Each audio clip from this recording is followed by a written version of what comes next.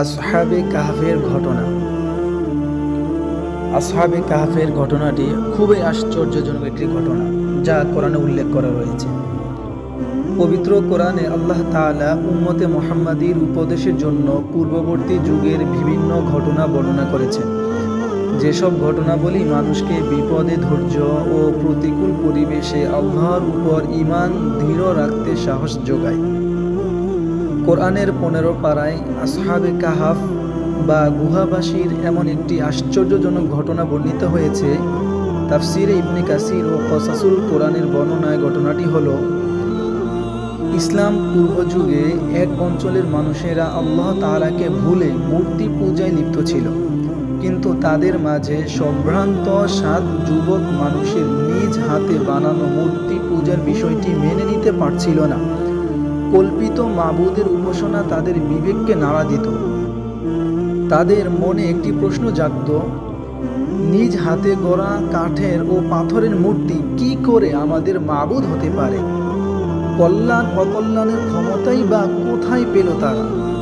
যিনি এই সুন্দর পৃথিবীর সৃষ্টি করেছেন, এই আকাশ বাতাস তৈরি করেছেন, যিনি আমাদের জীবন ও মরণের একমাত্র মালিক, তাকে বাদ দিয়ে এগুলোর ইবাদত কি করে সম্ভব? তারা সকলেই এক বাক্যে পরস্পরের নিকট জাতির লোকদের মূর্তি পূজা ও শিরকের প্রতি মনের সন্দেহের কথা প্রকাশ করলেন। অতঃপর তারা মহাবিশ্বের মাঝে তাদের প্রখর দৃষ্টি ঘুরালেন। এতে তাদের অন্তরসমূহ তাওহীদের আলোয় আলোকিত হয়ে উঠল এবং আল্লাহর মনোনীত দ্বীনের সন্ধান পেয়ে তাদের আত্মা এক অনাবিল প্রশান্তি লাভ করল। তারা সকলেই ঈমান গোপন রাখার উপর একমত হলেন, কারণ তাদের বাদশাহ ছিল মূর্তি পূজক মুশরিক, যে তার প্রজাদেরকে শিরক করতে বাধ্য করত। তারা সমাজের অন্যান্য লোকদের সাথেই বাস করতে থাকলেন, কিন্তু তাদের প্রত্যেকেই যখন একাকী হন তখন আল্লাহর ইবাদতের দিকে মনোনিবেশ করেন। কোনো এক রাতে তারা যখন একত্রিত হলেন, তখন তাদের একজন নিচু আওয়াজে এবং পূর্ণ সতর্কতার সাথে বললেন, হে আমার বন্ধুগণ, গতকাল আমি একটি খবর শুনেছি। এটি যদি সত্য হয়, আমার ধারণাও তাই, তাহলে অচিরেই আমাদেরকে আমাদের দিন হতে ফিরিয়ে রাখা হতে পারে, অথবা আমাদের জীবন নাশ করা হতে পারে। কিন্তু হঠাৎ একদিন বিষয়টি সে যুগের বাদশাহ জানতে পারলেন। রাজ্যের সম্ভ্রান্ত যুবকদের সম্পর্কে এসব জেনে তিনি রেগে গেলেন। রাজ দরবারে তাদের উপস্থিত করিয়ে বললেন, আমি জানতে পেরেছি যে তোমরা বাদশাহ এবং তার প্রজাদের ধর্ম ত্যাগ করেছ। তোমরা এমন এক নতুন ধর্মে প্রবেশ করেছ যে সম্পর্কে আমি জানি না। কোথা থেকে তা তোমাদের আসলো? আমি তোমাদেরকে কখনোই এভাবে ছেড়ে দিব না। আমি জানি তোমরা সম্ভ্রান্ত বংশের লোক, তাই অন্যরা তোমাদের কারণে বিভ্রান্ত হতে পারে। এমন আশঙ্কা যদি না থাকতো তাহলে তোমাদেরকে বাধা প্রদান করতাম না।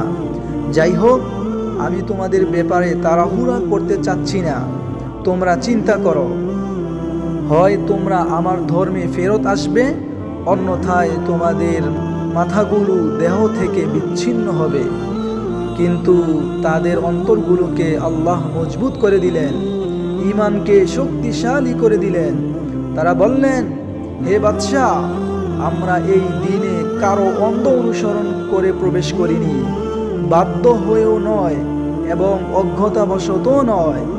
আমাদের সুস্থ বিবেক ও ফিতরাত আমাদেরকে ঢাক দিয়েছে। আমরা সেই ঢাকে সাড়া দিয়েছি। বিবেক আমাদেরকে আলোকিত করেছে, তার আলোতেই আমরা চলছি। আল্লাহ এক ও অদ্বিতীয়, তার কোনো শরিক নেই। আমরা তাকে ছাড়া আর কাউকে ডাকব না। আর আমাদের জাতির লোকেরা অন্ধ হয়ে অন্যের তাকলিদ করে মূর্তি পূজা করছে, যে ব্যাপারে তাদের কাছে কোনো দলিল প্রমাণ নেই। এই হলো আমাদের শেষ কথা। এখন আপনার যা খুশি করতে পারেন। এরপর বাদশাহ বলল, এবার যাও, আগামীকাল অবশ্যই আসবে, আমি তোমাদের ব্যাপারে ফয়সালা প্রদান করব। তারা ফিরে এসে পরামর্শ করে সিদ্ধান্ত নিলেন, আমরা সেখানে প্রশান্ত মনে এক আল্লাহর ইবাদত করতে পারবো না, এখানে আমাদের বসবাস করা ঠিক হবে না। তারা সবাই এমন জায়গায় যাওয়ার ব্যাপারে একমত হলেন যেখানে নির্দ্বিধায় আল্লাহর ইবাদত করতে পারবেন। এই উদ্দেশ্যে তারা নিজ দেশ থেকে অজানার দিকে রওনা হলো। পথে একটি কুকুর তাদের সাথী হয়ে গেল। একই পথে চলতে লাগলো, তাদের সাথে ভালোবাসার বন্ধনে আটকে গেল এবং তাদের প্রহরী হওয়ার দায়িত্ব পালনে নিজেকে নিজেই মনোনীত করল। পথ চলতে চলতে এক সময় তারা একটি গুহায় পৌঁছে গেলেন।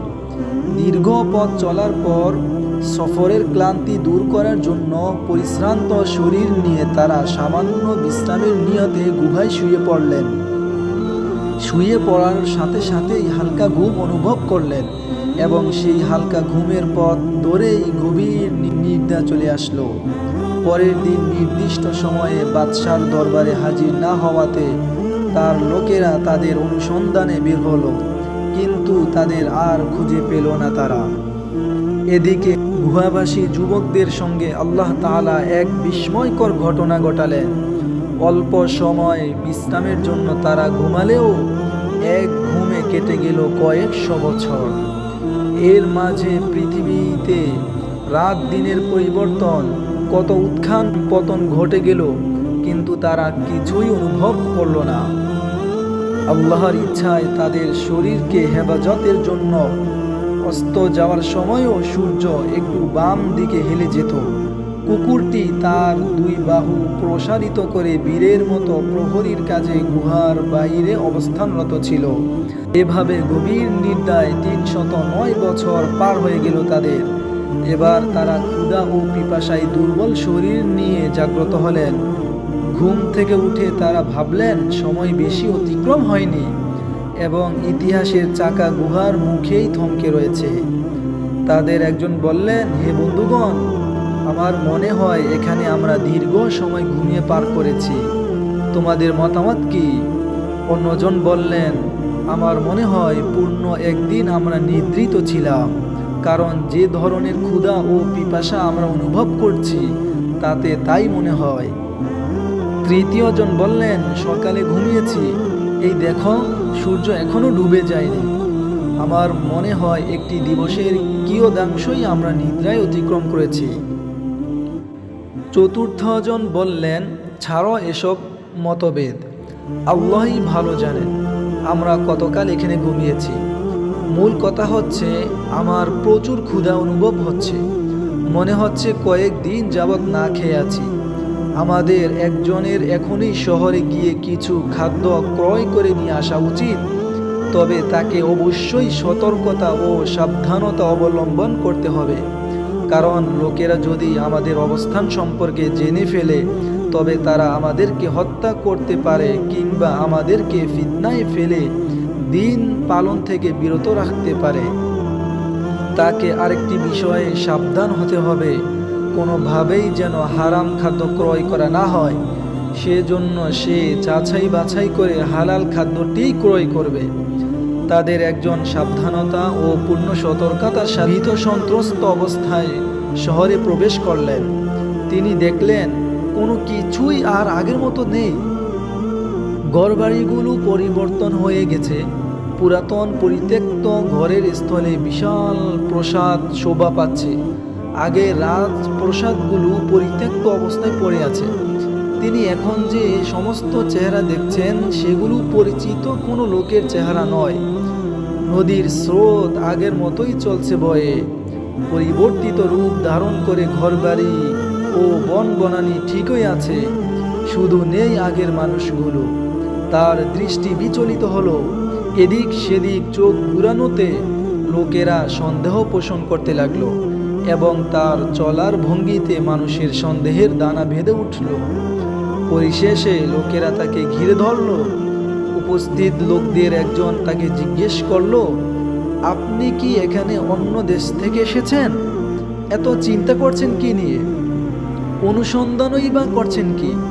তিনি বললেন, আমি এখানে অপরিচিত কেউ নই, আমি কিছু খাদ্য ক্রয় করতে চাই, কিন্তু কোথায় তা বিক্রি হচ্ছে আমি তা জানি না। একজন লোক তার হাত ধরে খাদ্যের দোকানে নিয়ে গেল। সেখানে গিয়ে তিনি রূপার তৈরি কয়েকটি দিরহাম বের করলেন। দোকানের মালিক দিরহামগুলো হাতে নিয়ে ঘুরিয়ে ফিরিয়ে দেখলেন এ তো ৩০০ বছরের অধিক সময় আগের তৈরি। সে ভাবল এই ব্যক্তি হয়তো কোনো গুপ্তধন পেয়েছেন। সম্ভবত এই দিরহামগুলো ছাড়াও তার কাছে বিপুল পরিমাণ দিরহাম রয়েছে। দোকানের মালিক বাজারের লোকদেরকে ডেকে একত্রিত করল। এবার গুহাবাসী লোকটি বললেন, হে লোক সকল, দেখুন, আপনারা যা ভাবছেন বিষয়টি আসলে তেমন নয়। এই মুদ্রাগুলো লুকায়িত অসংখ্য সম্পদের কোনো অংশ নয়। গতকাল মানুষের সাথে কোনো এক লেনদেনের সময় তা আমার হস্তগত হয়েছে, আর এই তো আজ আমি তা দিয়ে কিছু খাদ্য ক্রয় করতে চাচ্ছি। আপনারা তাতে এত আশ্চর্য বোধ করছেন কেন?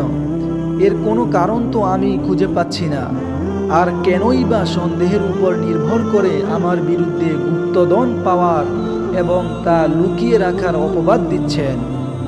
এই কথা বলে তাদের ব্যাপারটি মানুষের কাছে প্রকাশিত হয়ে যাওয়ার ভয়ে তিনি স্থান ত্যাগ করতে চাইলেন, কিন্তু লোকেরা কিছুতেই তাকে ছেড়ে দিতে রাজি হলো না। ভিড় ভেঙে দিয়ে কিছু লোক একাকী তার সাথে নম্র ভাষায় কথা বলতে লাগলো। কথাবার্তার এক পর্যায়ে তারা যখন জানতে পারল যে তিনি হচ্ছেন ৩০৯ বছর পূর্বে জালেম ও কাফির বাদশাহ পাকরাও থেকে পলায়নকারী সম্ভ্রান্ত বংশের ৭ জন যুবকের একজন, তখন তারা আরও আশ্চর্যান্বিত হলো। তারা আরও জানতে পারল যে তারা হলেন ওই সমস্ত যুবক যাদের অনুসন্ধানে বাদশাহ সকল প্রচেষ্টাই করেছিল, কিন্তু তাদের কোনো সন্ধান পাওয়া যায়নি। যুবকটি এবার আরও শঙ্কিত হয়ে পড়লেন, কারণ এখন লোকেরা তাদের ব্যাপারটি জেনে ফেলেছে। তাই তিনি নিজের ও তার সাথীদের জীবন নাশের ভয়ে পালাতে উদ্যত হলেন। লোকদের মধ্য হতে একজন বলল, হে ভাই, তুমি ভয় করো না। তুমি যেই জালেম বাদশার ভয় করছ সে তো প্রায় ৩০০ বছর আগেই ধ্বংস হয়ে গেছে। এখন যিনি এই রাজ্যের বাদশাহ, তিনি আপনিও আপনার সাথীদের মতোই একজন মুমিন বান্দা। এবার বলুন, আপনার অন্যান্য সাথীগণ কোথায়? যুবকটি এবার আসল ঘটনা জানতে পারলেন। ইতিহাসের সেই দীর্ঘ দূরত্ব তিনি উপলব্ধি করতে পারলেন, যা তাকে মানব সমাজ থেকে আলাদা করে রেখেছে। তিনি বুঝতে পারলেন এখন তিনি মানুষের মাঝে চলমান একটি ছায়া ব্যতীত আর কিছুই নন। এরপর তিনি লোকদের উদ্দেশ্যে বললেন, আমাকে গুহার অভ্যন্তরে বন্ধুদের কাছে যেতে দাও। আমি তাদেরকে আমার ও আপনাদের অবস্থা সম্পর্কে সংবাদ দেব। তারা দীর্ঘক্ষণ যাবৎ আমার অপেক্ষায় আছেন। আমার আশঙ্কা হচ্ছে তারা আমার ব্যাপারে চিন্তিত আছেন। তখনকার বাদশাহও তাদের খবরটি জেনে ফেললেন। তিনি গুহাবাসীদের সাথে সাক্ষাৎ করার জন্য ব্যাকুল হয়ে উঠলেন এবং দ্রুত গুহার দিকে চলে আসলেন। তিনি তাদেরকে উজ্জ্বল চেহারায় জীবিত অবস্থায় দেখতে পেলেন। তাদের সাথে মুসাফাহা ও আলিঙ্গন করলেন। তিনি তাদেরকে রাজপ্রাসাদে আহ্বান জানালেন এবং তথায় স্থায়ীভাবে বসবাসের আমন্ত্রণ জানালেন। কিন্তু তারা সাফ জানিয়ে দিলেন, নতুনভাবে জীবনযাপনে আমাদের কোনো আগ্রহ নেই। আমাদের ঘর বাড়িগুলো বিলীন হয়ে গেছে। পিতা মাতা ও সন্তান সন্ততির কেউ জীবিত নেই এবং আমাদের মাঝে এবং স্বাভাবিক জীবনযাপনের মাঝে দীর্ঘদিন যাবৎ কোনো যোগসূত্র নেই। সুতরাং এই পার্থিব জীবনের দিকে ফিরে গিয়ে আর লাভ কি? অতঃপর তারা আল্লাহর নৈকট্য লাভের আবেদন করলেন, তার কাছে ফেরত যাওয়াকেই পছন্দ করলেন এবং তার প্রশস্ত রহমত দ্বারা তাদেরকে ঢেকে নিতে প্রার্থনা করলেন। কিছুক্ষণের মধ্যেই তারা মৃত্যুর কোলে ঢলে পড়লেন। দেহ থেকে তাদের প্রাণ চিরদিনের জন্য বিচ্ছিন্ন হয়ে গেল। সুবহানাল্লাহ।